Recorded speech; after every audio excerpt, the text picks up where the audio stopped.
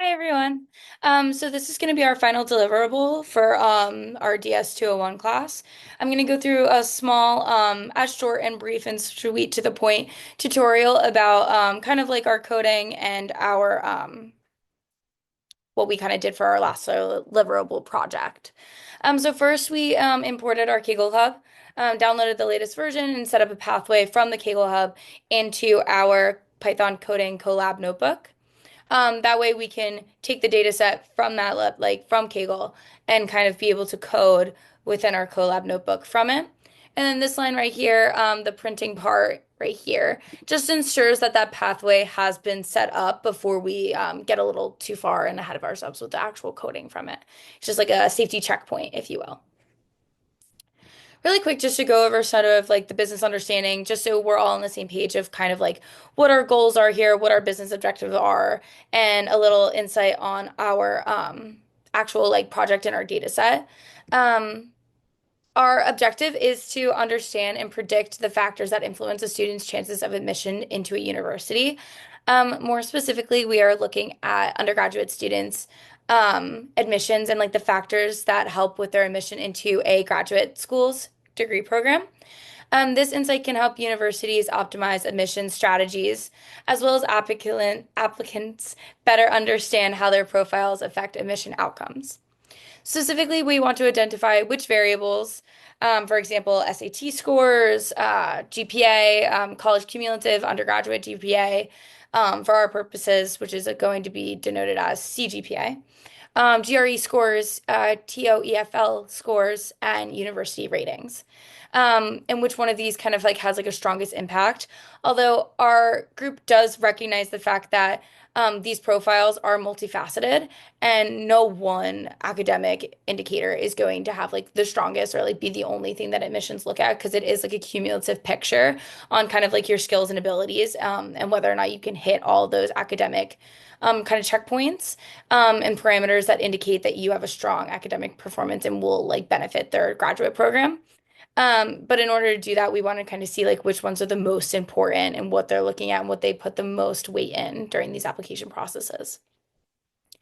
Also to predict a student's likelihood, ideally, of admission based on their profile and whether or not they're hitting those margins. So first and foremost, we want to be able to assess the situation. So first is resources. The data set includes key academic metrics and admissions outcomes.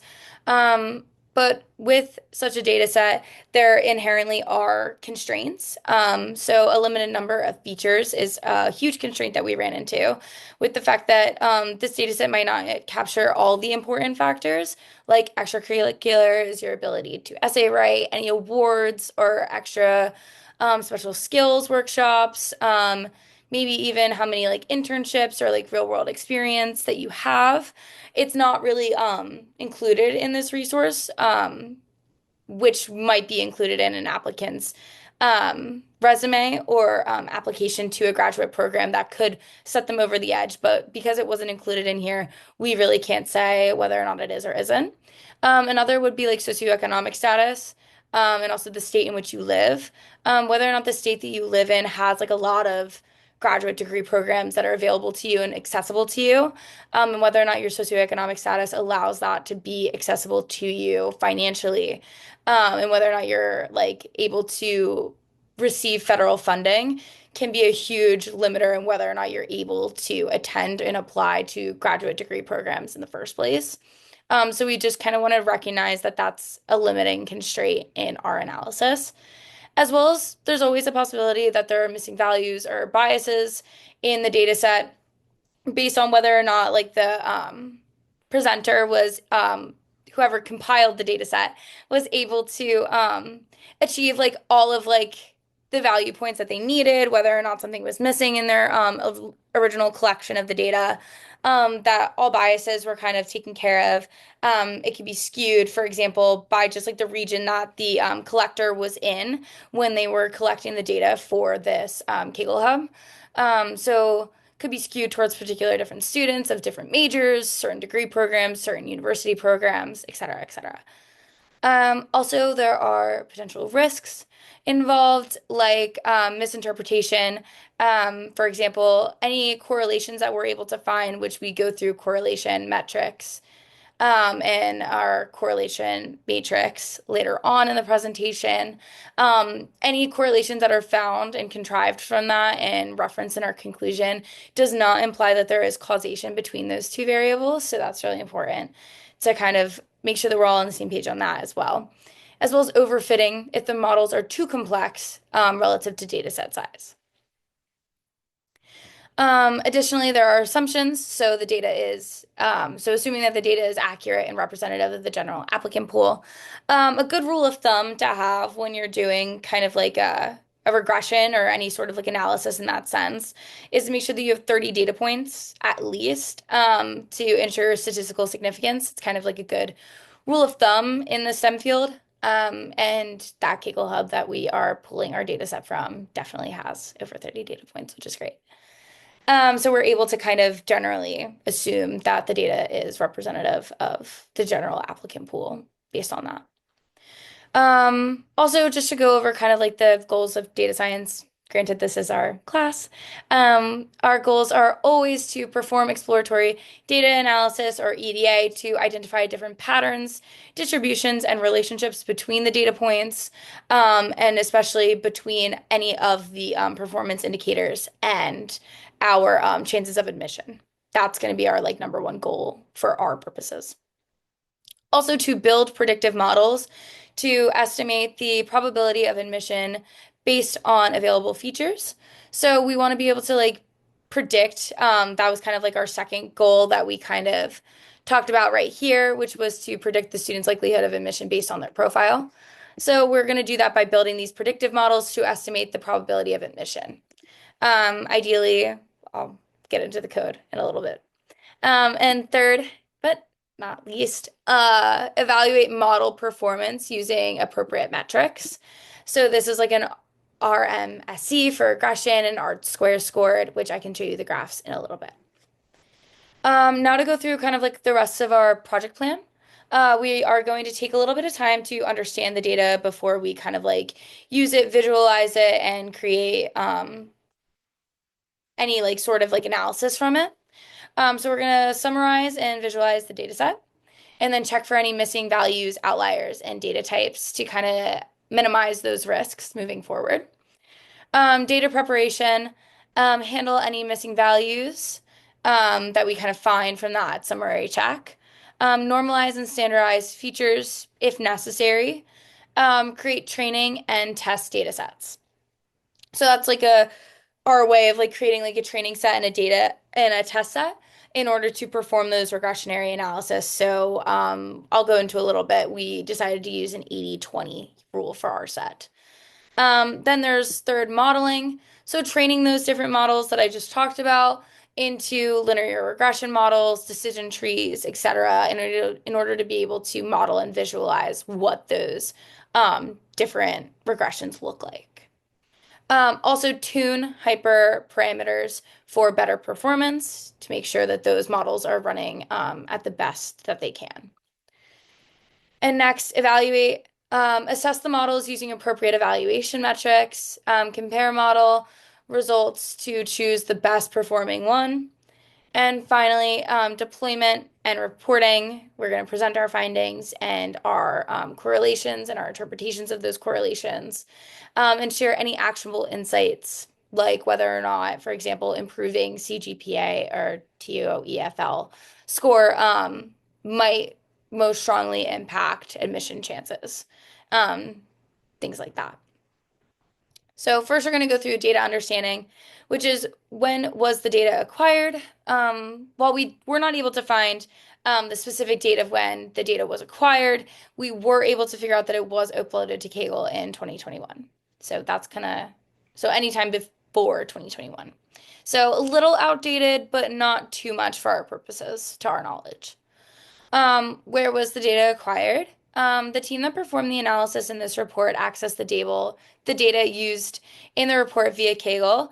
However, based on the description and typical context, it appears to be based on or inspired by the famous graduate admissions data set from the University of California, Irvin, or UCI, their machine learning repository.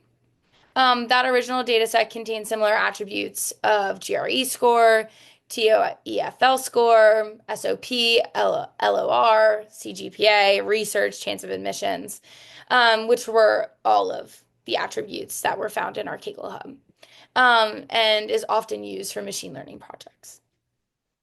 How was the data acquired? The data was sourced from Kaggle for this project, but there is no information in Kaggle as to how the data was originally collected. Some potential sources could be public university admission records. For example, some universities published anonymized admission statistics like scores, GPAs, etc., online to kind of help applicants in being able to determine what they need to focus on and what is most important. College counselors are able to view that information as well in order to be able to best advise their college students on what to focus on during their collegiate years. Next is surveys. The creator could have surveyed students who recently applied to graduate schools and self-reported their scores and admissions chances. However, that introduced its own sort of risk when you have people like self-reporting their scores because there's always that possibility that people misremember their scores or improve or decline their scores by accident. And also overinflating their number to look better because they're a little embarrassed and things like that. Simulated data. Sometimes data sets are artificially created based on typical ranges and patterns seen in real admissions. And also research studies. Academic papers sometimes collect and share admissions-related data sets for analysis. So now it's the nitty-gritty, which are the attributes that we're going to be kind of like really examining and running these regressions on for our data set. So that's the variables and their descriptions are as follows. So first is the GRE score. That is out of 340 points. And the second is the TOEFL scores, which is done out of 120. Next is university rating, which is out of 5. Statement of purpose, or SOP, and letter of recommendation, LOR, strength is rated out of 5 as well. Undergraduate GPA is performed out of 10. Research experience is either a 0 or 1. It's a binary variable that we have. It's either a student had research experience over their collegiate 4 years in undergraduate, or they didn't, which is a 0. And their chance of admittance is also a binary scale. It's ranging from 0 to 1. Either the student was admitted into a graduate school program or they were not, 0 to 1. And then the code below gives us a kind of a comprehensive table describing the variables in the data set and their respective descriptions. So as you can see, we imported pandas, defined the variables that are going to be put into that data set table, created the data frame. So we created it under df1. We labeled that as like using panda or PD up here dot data frame, and then use the data that was all listed in here as what we're kind of be like pulling that from. And then we styled to format the table to always ensure that like the actual data was left aligned whilst the descriptions and other things for that were more center aligned.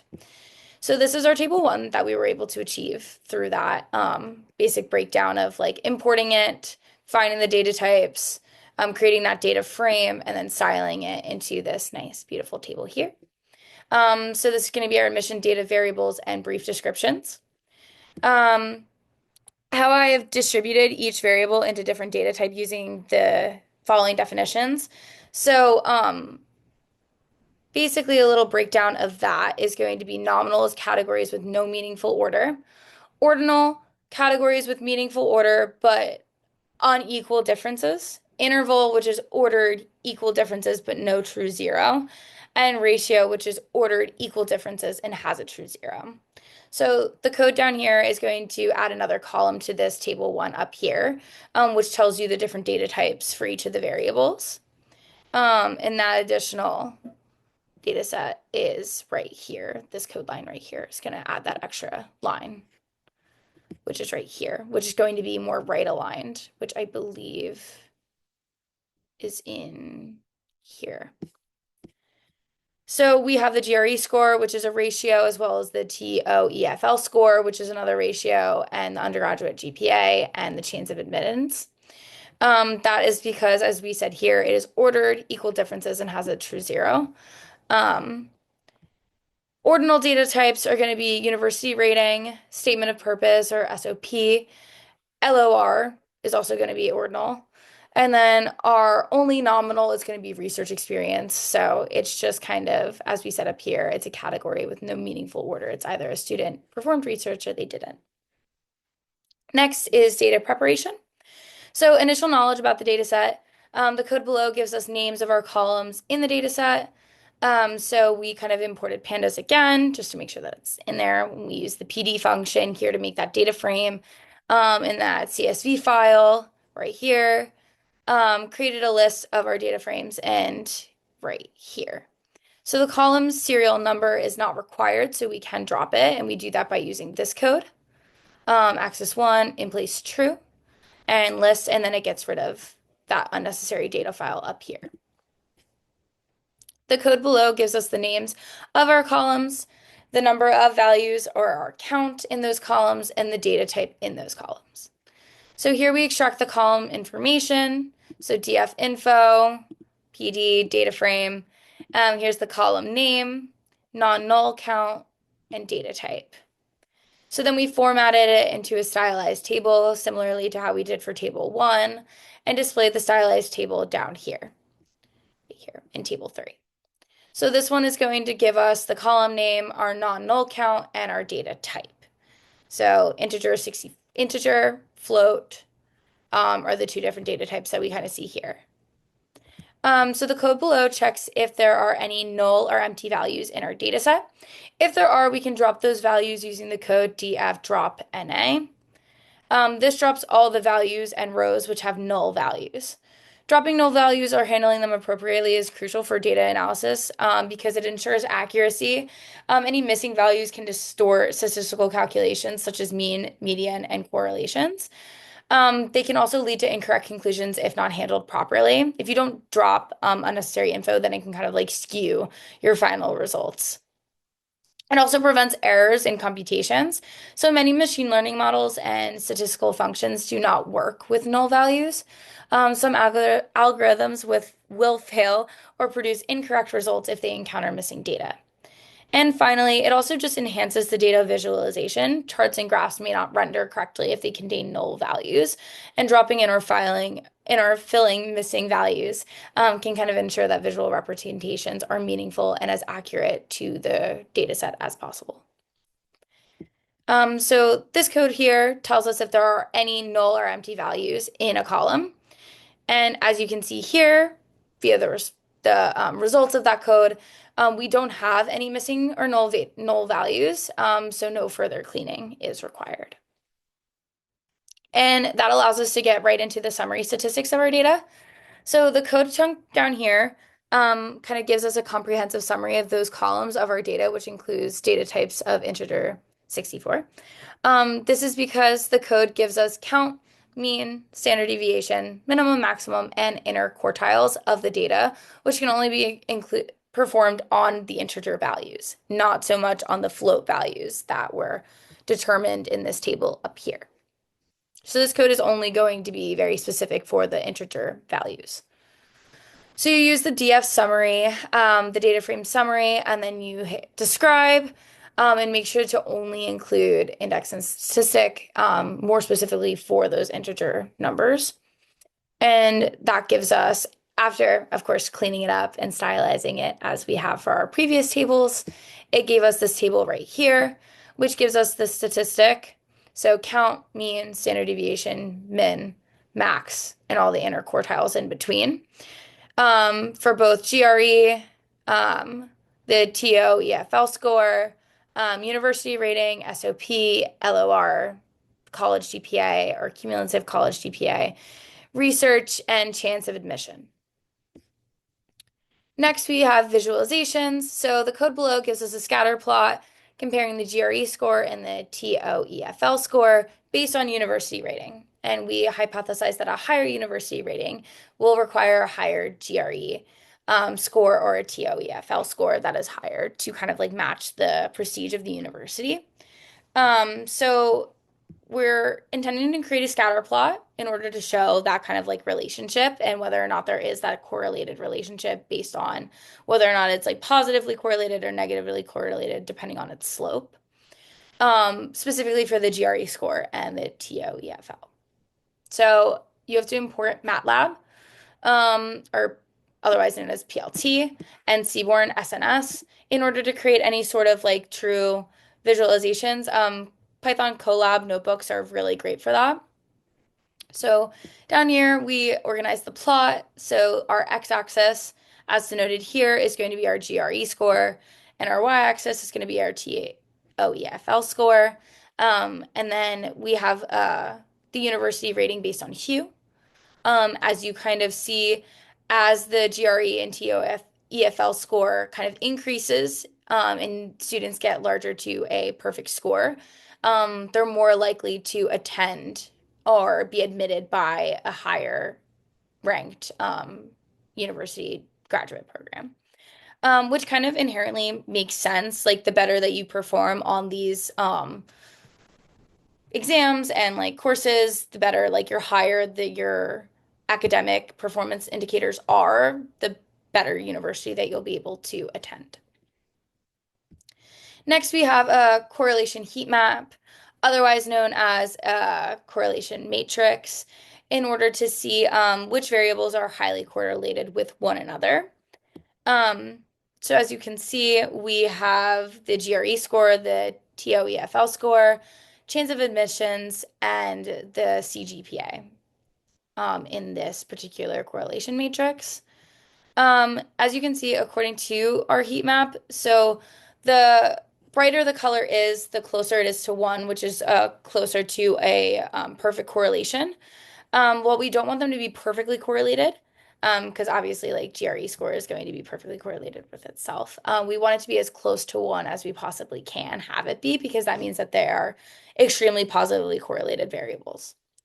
So a really good indicator was that CGPA was very closely correlated and very positively correlated with the chance of admission, which is kind of what we were going for. With a score of 0.87, that means that CGPA, as compared to GRE score and TOEFL score, has a bigger impact and is a better indicator on whether or not you will be admitted into a university. Additionally, we'll show some bar graphs just to show how our entire data is structured and which areas have the highest number of data points. So right here we have the count for university rating, which we're still using MATLAB and Seaborn in order to create these beautiful visualizations. So along this axis, the x-axis, we have the university rating. That was, again, as aforementioned, it's on a rating from 1 to 5. And here along the y-axis is our count. So this is how many applicants ended up attending these individual rated universities. So as you can see, most of our applicants from this data set attended a mid-tiered or a university that was ranked third or rated a 3, which means that most of our applicants are kind of finding their way in that middle, which makes sense. On average, students tend to fall in that like middle area, while 1 in 5 being outliers. Once again, using MATLAB and Seaborn, we're doing a count of specifically the research attribute.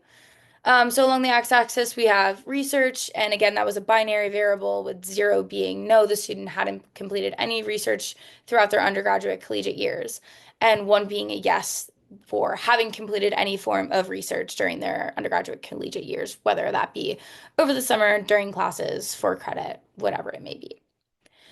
Along the y-axis, we have the specific frequency in which they completed that. In order, the specific frequency in which they were admitted into universities. As you can see, it's kind of like a 50-50 split, making it kind of like split between like whether or not it really counted, whether or not it really didn't for those university scores. And down here again is just specific like cleaning up and stylizing of the table. Here we have a histogram of the CGPA or collegiate GPA. This was binned, so then we can have specific bin metrics rather than just having like an entire histogram of all CGPAs and every single individual score being its own bar graph. We binned it into 6.5 to 7, 7 to 7.5, 7.5 to 8. 8 to 8.5, 8.5 to 9, 9 to 9.5, and 9.5 to 10, which is the maximum. This gives us a better picture of kind of like all those in between GPAs and like where they kind of fall. As you can see here, the scatter plot, the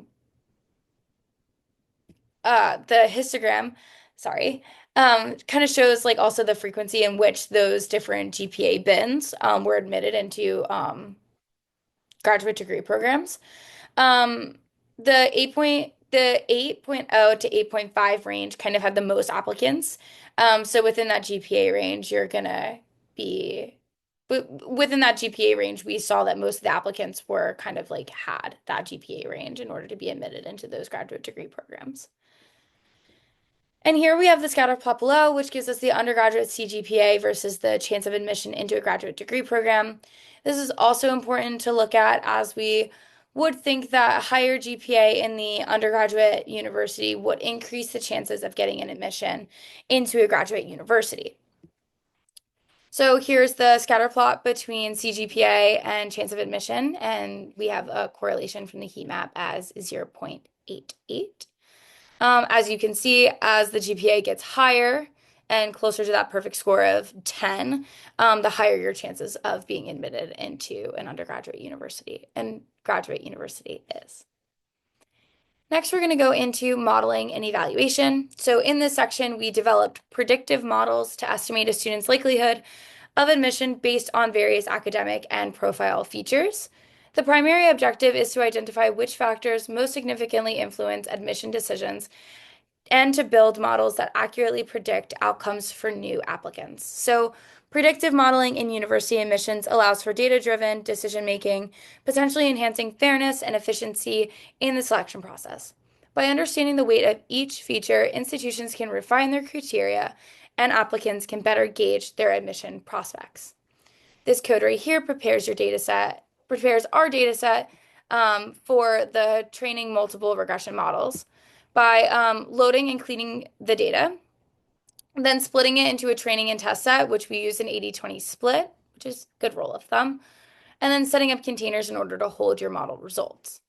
So as you can see, we imported pandas as PD, NumPy as NP, MATLAB as PLT, and Seaborn as SNS, as well as our skill-learn model selection, pre-processing, linear models, ensemble, and metrics in order to perform kind of the training and test split, the standard scalar of linear regression, random Forrester regression, and gradient boost regressor, as well as a mean squared error or an R-squared score.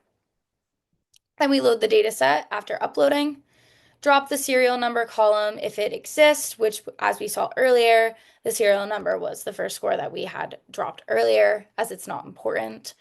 Then we print the data set loaded with the shape, our data frame shape, as well as the columns to list, just to ensure that that went well and that serial number was in fact dropped.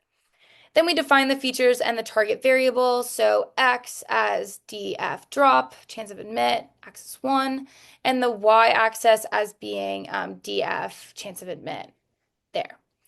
And then we split the data frame, 80% of the data frame in 80% of the data frame in train and 20% of it in test. So the X train and the X test, Y train, Y test, and there's our split right here with a random state of 42. And then we just print that to ensure that that was done. As you can see here, the training set shape is 327, while the testing set shape is 80 to 7. And this code trains a linear regression model, evaluates it, and shows you how well it predicts the target MSE, and which is the mean squared error, as well as the R squared test. And it also features which matters the most via the coefficients. So first, we do our linear regression based on those aforementioned linear regression model that we kind of imported earlier and our training and test set models. And then we perform the MSE or the mean squared error and the R squared or the R squared score. Then we kind of print those findings down here, which as you can see from the linear regression, our mean squared error is 0.0046 and our R squared is 0.8212.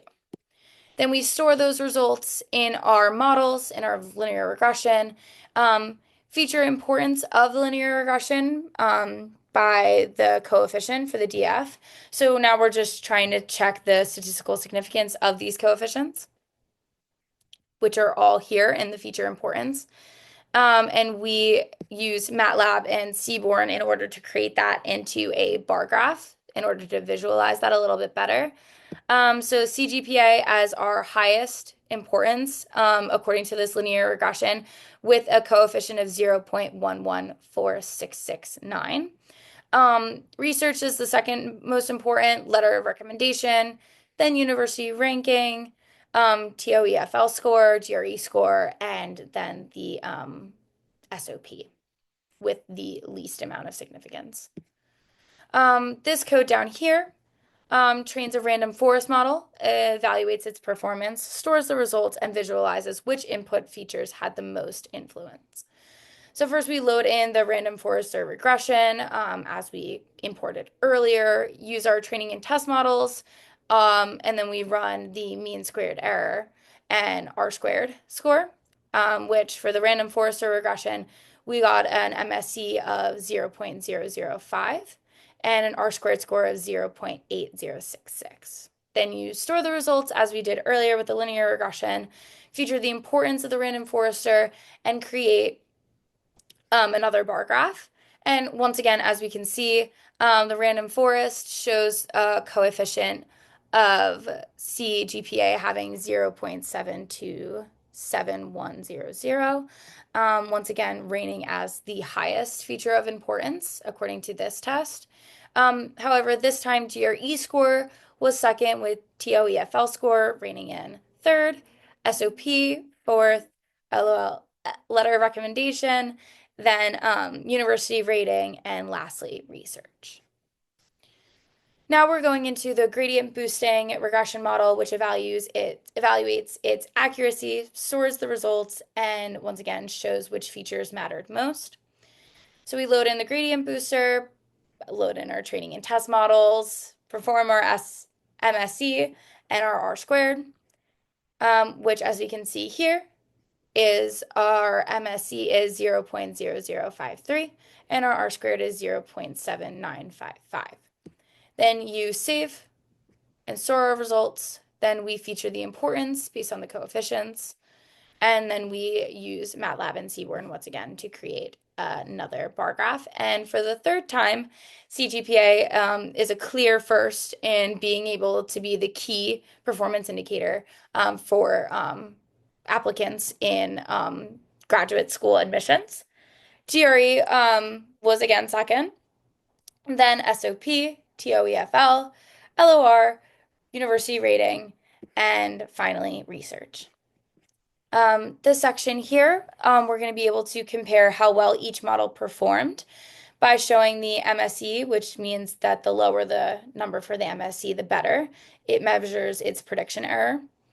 And R squared, which means the higher it is, the better. And it measures how well the model explains the variation in the data. So here we have the model comparison, results of our data frame. Here's the model names, MSE, R squared. Here we printed our results and we use MATLAB in order to create another bar graph to present our findings from that coding. So our model comparison. So model 1, model 0 for linear regression. As you can see from the MSE, it is lower, which means it is good, while the R squared is higher. So this one shows the highest and the lowest, or the best metrics for that, which is reflected here. And then MSC comparison, the lower is better. So as you can see here, linear regression did better. Random Forester did second best, and Gradient Booster did the worst in being able to be a predictive model in how those scores are being used.